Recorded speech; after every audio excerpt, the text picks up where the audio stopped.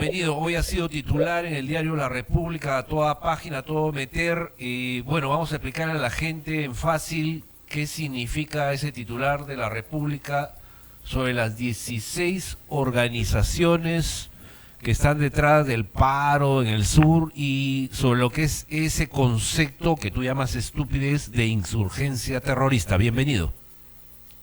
¿Qué tal? ¿Cómo estás, Dante? Es un gusto saludarte y por tu intermedio a toda la audiencia del norte del Perú. A la orden. Bien, empecemos a definir ese equivocado concepto de insurgencia terrorista. ¿Quién lo dice? ¿Cómo lo dice? ¿A quién se lo dice? ¿Y por qué es una estupidez? Mira, el asunto es sencillo, ¿no? Hace bastante tiempo, medios de comunicación y algunos opinólogos siempre han tratado de utilizar ese término como que era lo que de alguna forma etiquetaba a la administración de Pedro Castillo, es decir, Perú Libre, Pedro Castillo, Dina Boluarte y todos ellos. Ajá. Y además ese término, hablando en cuestiones doctrinarias, no existe.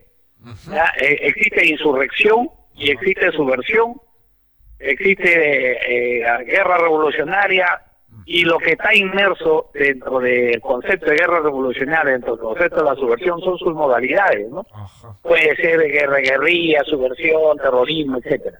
Pero la ideología que cualquiera de esos grupos practica es una ideología que, como la que ocurrió en el Perú, marxista, leninista, en unos casos internacionalista y en otros marxista, leninista, maoísta, pensamiento Gonzalo en otros. Pero esa subversión de los años 80 tiene su última expresión el año 1999 con la caída de Quispe Palomino. Lo entregan a Feliciano porque de alguna manera él representaba el pensamiento Gonzalo y ellos a partir de ahí se escinden. O sea, y las decisiones no son novedades, pues las decisiones en la historia de los movimientos de izquierda se han dado todas las épocas, particularmente en los años 60 cuando se produce pues la ruptura del eje China del eje soviético. Y a partir de ese momento se forma el movimiento revolucionario internacional que con sede en Londres y el movimiento comunista internacional con sede en Moscú.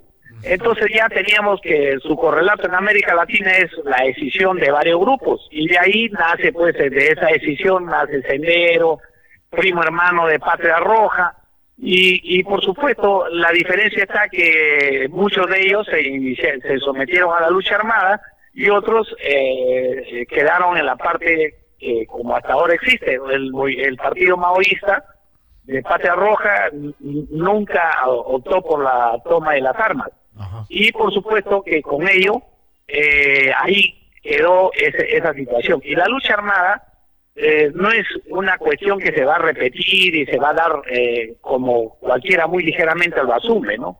La lucha armada se da simple y sencillamente se da porque existen condiciones para llegar a la lucha armada. Hoy en día no existen esas condiciones para llegar a la lucha armada. Condiciones llamadas subjetivas y objetivas. ¿Ya? Entonces, esas condiciones pues están alejadas de todo lo que significó la década del 70, 80. Entonces cualquiera que quiera sorprendernos con esa idea, entonces no es que otra cosa más que nos está sorprendiendo, pues. Y eso es lo que tratamos nosotros de decirle, y sobre todo en un tema tan importante como es la inteligencia estratégica, que no se puede tan ligeramente adoptar una situación para generar caos y crisis, al contrario, o desorientando a los entes de la inteligencia y por un lado y desorientando también a los gobiernos. Y nosotros hemos visto, por ejemplo, que este gobierno ha continuado, digamos, en su prédica de creerle a aquellos que los han engañado, ¿no? Me refiero específicamente a quienes han tomado o a quienes han inducido a tomar decisiones de que en el país se vive una situación preinsurreccional desde el punto de vista ideológico, y eso no existe. Eso es lo que nosotros hemos tratado de advertir. No existe el periodo preinsurreccional ideológico como la década del 70, 60. El periodo preinsurreccional que hay acá es un tema netamente político y que obedece justamente a lo que hemos estado observando y las encuestas así lo requieren, ¿no? El tema de que ha habido simplemente un presidente de la República que de alguna manera, cual sea inducido o no, fue retirado del cargo. Y eso es lo que ha pasado. A través de un autogolpe, como quiera llamarse, a través del engaño que le han hecho de creer que él estaba en condición de manejar el país, cosa que el desconocimiento del manejo en la cosa pública de Pedro Castillo era probable someterlo a ese engaño que yo creo que ha sido así. Y entonces lo que nosotros tratamos de decir es que la respuesta de lo que estamos viendo, actos violentos de carácter político, no son más que protestas y una serie de elementos que se sienten pues que los han engañado, lo han atentado a su líder, y por supuesto esto es lo que estamos viendo, y eso hay que manejarlo desde el punto de vista político y creer que la gente está pidiendo. Wilson, y en lo político, ¿qué le dijiste tú a la presidenta Dina Boluarte? Hay pues ideas separatistas o cualquier otra idea contraria a simplemente el tema político que responde al tema anterior, es crear una situación irreal. Y eso es lo que hemos tratado de decir, ¿no? De que aquí no existe otra protesta más que la que la gente pide, que como castigo se adelanten las elecciones. No para el 2024, sino quieren para el mes de octubre y septiembre y noviembre. A eso va la petición. Y la renuncia y que se vayan todos, porque eso era el castigo que las organizaciones y el pueblo de los sectores CDE no encuentra otra alternativa más que se aplique eso. Así que por ahí está el tema. Y si nosotros estamos guiando de que se quiere vincular esto como un periodo como una insurrección terrorista, pues la verdad que es una mala manera de hacer notar de que el Perú está en un proceso como eso, nada de eso. Ok, Wilson, una cosa que tenemos que analizar es que ya los acontecimientos a partir del día de hoy no se van a desarrollar en el sur.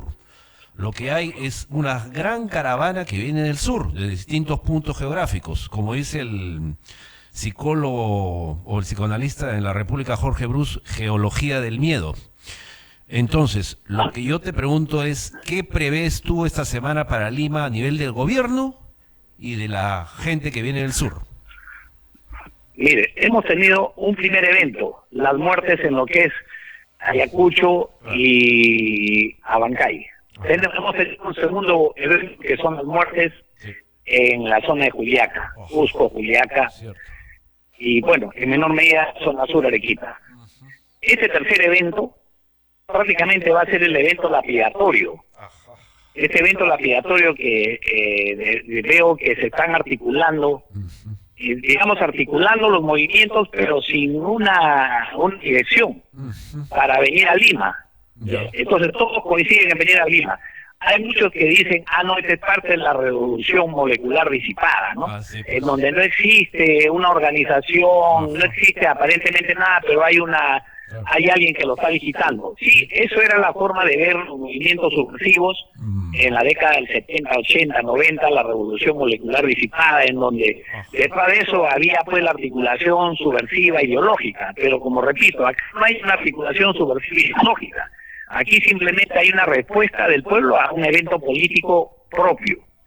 ¿Ya? Y ese evento político propio, los sectores CDE no son del sur exclusivamente, son de Lima, son del norte, son del centro.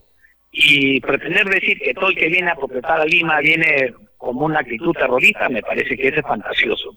Y por demás fantasioso, son alucinaciones. Mire, tal es así que yo diría que todos aquellos hechos que escriben y replican esta situación subversiva, la verdad que deberían escribir novelas y de repente hasta le ganan a Vargas Llosa como un Nobel, ¿no? Como un bestseller, porque esa fantasía pues, que nos quieren vender de alguna manera pretender de que vienen los ponchos rojos, ya vienen los ponchos rojos, por favor, eso olvídense.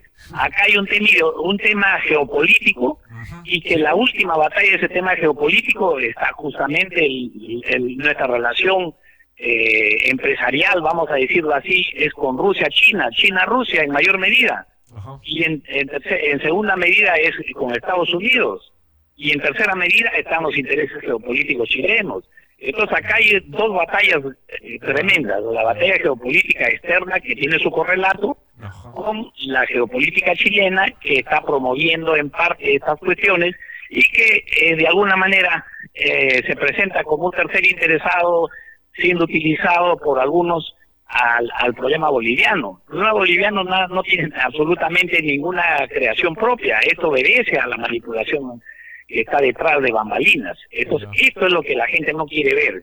Lo que miramos, que declara Evo Morales con el tema Aymara, sí es puro sentimiento, pero en el Perú, fíjese, reiteramos, la unidad de los sectores socioeconómicos, CDE, se dio en la época de la Revolución Militar de Velasco, al quitarle al indígena su condición de tal y ponerlo como campesino, y hacerlo integrante y propietario de la tierra. Entonces ya tenemos que ahí se fractura esta situación, y sin embargo esa fractura social que debió ser impulsada en los sucesivos gobiernos no se llevó adelante. La fractura social sigue siendo fuerte hoy en día. Se ha profundizado la fractura social al volver otra vez a los latifundios empresariales que siguen manteniendo al trabajador como obrero, como casi esclavo, porque el neoliberalismo apunta a que tú trabajas y punto, ¿no? Entonces no hay una consecuencia del empresario con el trabajador. Empresario me refiero al empresario del campo. Ahí la producción ha sido alta. Si hemos visto, mire, el año más dramático, el 2021, ha sido el año que ha crecido la agroexportación. Los productos se han tenido eco en el mercado, no hubo la famosa leyenda urbana que no había el abono, que el salitre estaba botado por ahí, que no sé cuánto. Y total que la producción ha sido mayúscula. Todo eso fue mentira, simplemente una creación mediática, y ahora se apunta de que había el abono en los almacenes, y bueno, pues la gente lo compra, y todo lo que se vendió, la producción se ha incrementado, y la compra, obviamente, como todo el mundo padece recesión, bueno, también ha habido una cierta recesión de los productos exportables, pero sí, aún así, nuestra exportación ha crecido, los precios han aumentado, o sea, y por supuesto que nuestros productos como bandera, como es el oro, tiene gran demanda en el mundo, porque ahora todos los que hacen negocio por respecto al gas y a los alimentos y al petróleo, que es ruso, el intercambio va a ser en oro. Entonces estamos hablando de que tenemos una magnífica oportunidad. Por el contrario, no es el problema económico, como repito, el problema acá es simplemente geopolítico, y tenemos que mirarlo de esa manera. Si no lo vemos de esa manera, la caída de este gobierno transitorio de Dina Boluarte va a ser más rápido que nunca. Y por supuesto, tampoco que diga que se prepare y se frote la mano el actual presidente del Congreso, porque la gente lo que está pidiendo es que se autodisuelva el Congreso y nombren una nueva comisión permanente, para que ella sea la que conduzca la transición. O sea, existe, digamos, y lo conversaba y también lo dijo el analista extranjero Levinsky, norteamericano, dijo hace tiempo que de aquí para adelante los procesos políticos en el Perú se iban a dar cada 2 años. ¿Por qué? Porque la fractura social se seguía profundizando. Y la pandemia fue una de las causantes de la profundización de la fractura, porque en realidad lo que se había hecho política y socialmente por el crecimiento desmesurado en el Perú no había tenido su correlato en la solución de los problemas sociales, educativos, de transporte. Por el contrario, los había convertido en mercancía, y entonces ahí están los muertos, más de 200.000, ni siquiera Sendero ha llegado a esa cantidad. Mire, tenemos casi la misma cantidad de muertos que 54 años de guerra interna en Colombia había producido esa cantidad de muertos, ya con un tema distinto, y sin embargo nosotros lo hemos tenido en el proceso de la pandemia en menos de 9 a 10, menos de 11 meses en el transitorio del gobierno digamos, de Vizcarra, que lamentablemente se lleve ese título. Wilson, ¿me copias? Yo te quiero hacer un resumen rápido antes de despedirnos para que regreses nuevamente el día jueves. Escúchame, ¿se puede prever un escenario como el 5 de febrero de 1975 con Velasco a la cabeza? Eso es. ¿Aló? ¿Se puede prever un escenario en Lima esta semana como el 5 de febrero de 1975 con Velasco gobernando? ¿Tú lo has previsto? ¿Es menor? ¿Es igual? ¿Cómo lo ves esto? No te capté el mensaje de la pregunta porque te escucho bastante lejano. ¿Podrías repetírmelo, por favor? Sí, claro. ¿Se puede prever para Lima un escenario como el 5 de febrero de 1975 con Velasco a la cabeza? Mira, yo no creo que podamos llegar a ese nivel, pero sí creo más bien en la protesta del año 79. El Perú mantuvo una protesta muy fuerte para sacar al Celón Morales Bermúdez. Por además veo ese tipo de consecuencias. La consecuencia de la evolución de la protesta puede llegar a ese nivel, ¿ya? Y lo estamos mirando porque tiene su correlato, no solamente va a tener su correlato en Lima, sino su correlato de provincias, más bien es al revés. De provincia estamos llegando a Lima, cosa que en el 5 de febrero fue un evento netamente inducido por la inteligencia chilena y norteamericana. Sabemos de que lo que se quería evitar era justamente la recuperación de Arica y Tarapacá. El 5 de febrero del año 1975 no debe llenar de orgullo a ninguna organización política del país, porque es la vergüenza más grande, se impidió recuperar Arica y Tarapacá. Así que no encuentro relación en ese sentido. Más bien la relación sí puede haber a las finales del gobierno de Morales Bermúdez, entre el año 78, 79, y ahí que, por ejemplo, tenemos acá en Lima, apologéticamente el cementerio a los mártires del 19 de noviembre, del 19 de julio del año 1979.